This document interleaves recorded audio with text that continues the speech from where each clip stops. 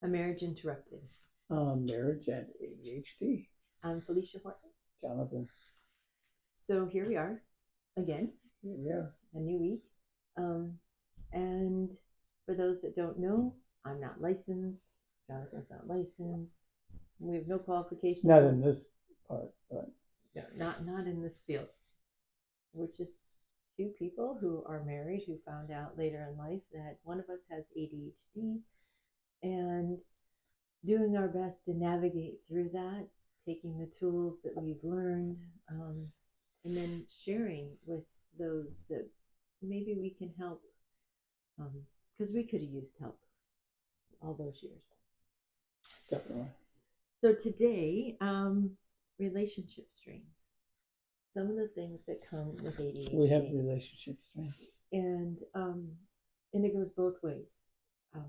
I think that's important for everyone to acknowledge that ADHD is 50% of the relationship, and ADHD is. So my 50% has always been. I'm amazed that you've stuck with me this whole time. So, and thank you for that. Sometimes people don't acknowledge how it's hard for both people on both ends, and it's looked at one end judges the other and the other is the victim, and I don't believe that's the case at all. I believe we are both ends. We both judge each other, and we're both victims on the other end of that judgment at the time. So, and victims is a strong word, but sometimes in the moment it feels like that. So anyway, so today, some of the things that are the strains in a relationship. So one of them is walking on eggshells. Jonathan will say, "I feel like I'm walking on eggshells" with me a lot. Is that in the kitchen or where? It's just everywhere, especially in the kitchen. The kitchen is one of our spots. Because when I'm in the kitchen, for some reason, Jonathan loves me the most, and no matter. I have a solution to that, by the way. We can take all the cabinet doors off the cabinets, so we can see everything in the cabinets, and we don't have to worry about leaving them open. Think that'll work? We could do that. We're not going to do that because we're just going to shut the cabinet. Just a thought. Just thinking out of the box.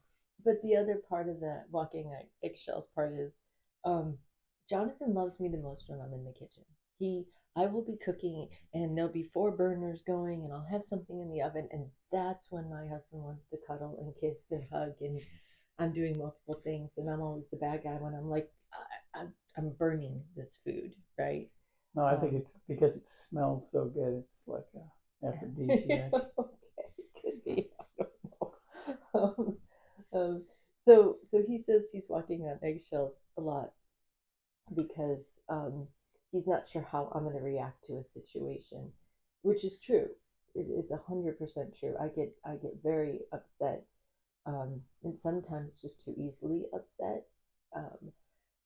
But I also walk on eggshells with him because I don't know where his ADHD is at any given time. I don't know if it's peaked, if it's not. I don't know if he's having a good day or a bad day. I don't know if I'm going to say something that's going to trigger an impulsive reaction. I don't know if it's a day that he just needs to be left alone. So for both I have of us, impulsive reactions. no, not at all. So for both of us, I think that we walk on eggshells, and that's not good. That is not good. It's not a good feeling at all. So anyone who's watching, who's in a relationship, who gets that feeling, I get it. I get it. I get it. I know Jonathan does on his end. It's a really crappy feeling, and how to navigate through that is the real challenge. And to be able to stop where you are and say, this doesn't feel right, maybe even say, I feel like I'm walking on eggshells. But if you're already feeling that way, it's kind of, you're already there, and that yuck is already there, and that yuck really generates more yuck, right? Our yuck can get pretty deep sometimes. It does. It gets ugly, and I don't like that. And that's why we're doing this, because we don't like it, and we want a happy, healthy marriage, and so we're fighting for finding the answers, and that's why we're doing this. Because along with walking on eggshells, what gets you to that point of walking on eggshells, I think a lot of times is misinterpreting um, symptoms, misinterpreting actions. Um, I think that goes.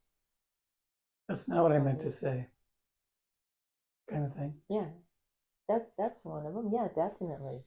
You Um, heard me wrong. you heard me wrong. I didn't say that. You're putting thoughts in my head. You're speaking for me. That's only how I feel, not what I meant to say. It's so true and sad at the same time.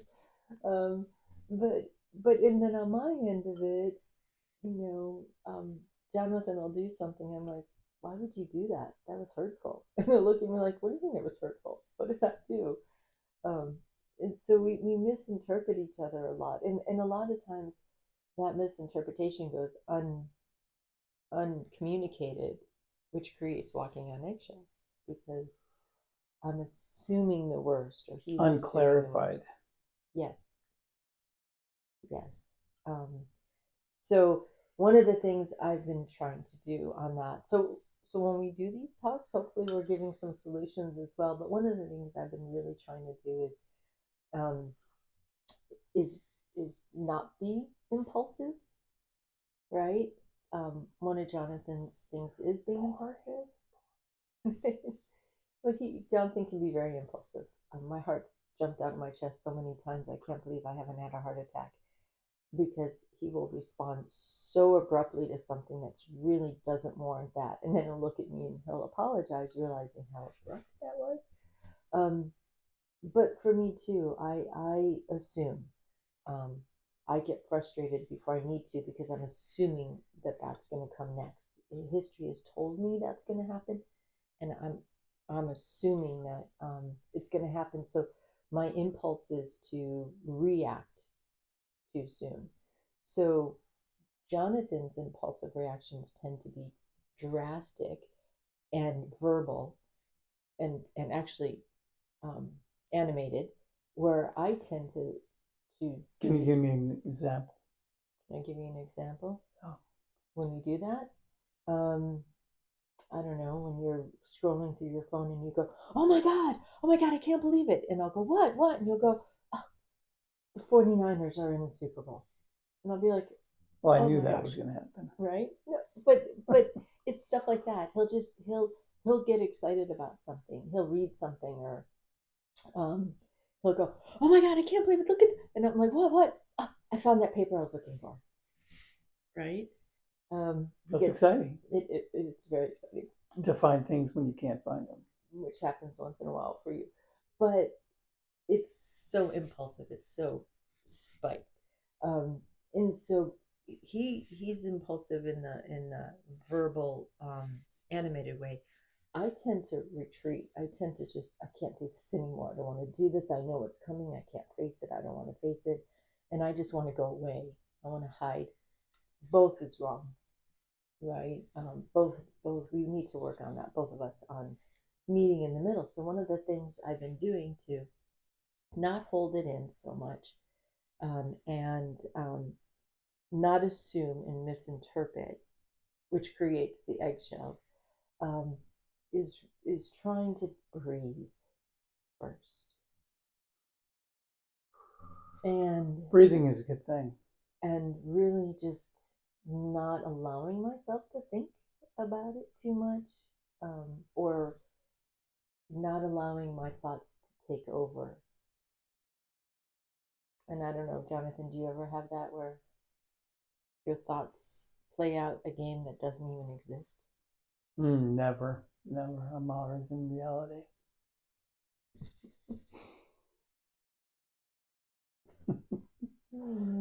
Yeah. Um, so, is there anything that you're working on to get there? Are there any tools that you can share from the ADHD The perspective? breathing is a good part. I like breathing. Breathing is important. and to step away. I think, like you said, when you realize that it's going south, take a breath and just walk away. Even if you say, "Hey, I just have to walk away for a second. Let me just grasp the situation where it's at, and we'll regroup in a bit." And it's funny, as Jonathan is saying that, we play the walk away game. Don't you walk away first. Do that. So he'll be saying, he'll just be too done and he'll walk away. I'm like, what are you doing? We're in the middle of talking. Why are you walking away? And then a few minutes later, I just start walking away, and he goes, "Oh, you can walk away, but I can't." So we do play the walk away game, which doesn't get us anywhere. And that's something we need to work on, where we just say, "I need to walk away." Express it, share it. That does become a battle sometimes, doesn't it? Like, who gets to walk away first? Are you the one in power if you get to walk away first? It's not productive. It's not productive at all. And then we end up fighting about So we should come that. up with some We way to forget why say we're arguing. truce, just truce. This is not going right. Let's just take 5 minutes and then come back. Yeah, and we have to agree on that. Because otherwise we end up fighting about fighting, and we forget what we were fighting about. We're arguing, and then the nagging comes, and then we'll That's have one of these my biggest pet conversations. peeves, is that we arguing and discussing whatever we're doing, and like a half hour later, we're like, where did this start? What were we talking about? It's ridiculous. And half the time at that point we're like, well, you said, and I said, and that's not what we were saying, and why did you say that? And it has nothing to do with what we're talking about, and it becomes a spiral. um a spiral. It's a mess. Um so um so one of the things that we need to work on also is the blame game, not blaming each other, because I may have many faults, but being wrong isn't one of them. and he's Just never remember wrong. that. Jonathan is never wrong, and so therefore I should never blame him because he's never at fault. But again, what ends up happening, yes, what ends up happening in all of this, in the process of these discussions, um, is that somebody has to be at fault, and somebody has to be at fault. Why can't we find somebody else? Like, can we? Can we blame someone else? Like Ray, the guy across the street. It's his fault. Poor Ray. We can blame Ray. We can blame anyone you want. But the process itself, it is a trickling event. We could be having a great day, and it just takes one moment that could set it all off. And how important it is to stop at that moment and not let it spiral. Because the moment it spirals, all of my habits kick in, and all of Jonathan's ADHD kicks in. So wait a second. You get on my case about that when I just want to sweep it under the carpet and forget about it. Yeah. Now you're telling me I should just. No, I'm gonna go back. I don't recall ever saying let's forget about it. Let's work. I'm saying if we ever come into a problem or a roadblock or argument, I said, okay, stop. Let's not talk about that. It's done. Don't even think about it. Not ever though. In the moment, maybe. Because truly, the stuff we sweep under the rug, I've said this before, it becomes a little bump, and then it becomes a molehill, and before you know, we're climbing over mountains. Just roll it up in the rug and throw the rug away. I wish that were possible, but it's not. It's not. And when you're married and you love each other and you want to make it work, and one person has ADHD and the other person doesn't, and our thought processes and how we process life is just so different. It takes a little extra work, and you can't ignore the work that needs to be done, but it is worth doing it, even on the toughest days. And some days you're right, some days we have to put it aside, but we have to remember it's there. I'm Felicia Horton. Does that mean we're done? We're done. Well, are you ending this? I'm ending it first. I win. Have a great day. I'm Jonathan. We'll see you next time.